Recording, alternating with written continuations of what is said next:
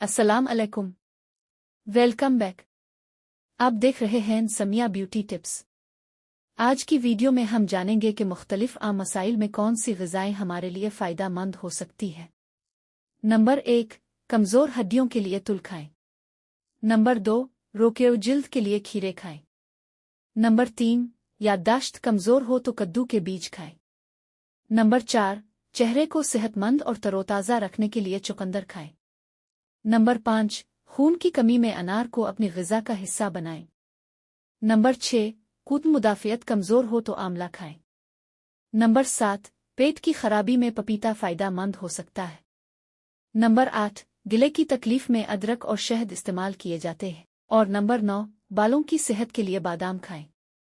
याद रखें, ये आम ग़िज़ाई मालूमात हैं, किसी बीमारी की सूरत में डॉक्टर से मशवरा ज़रूर करें।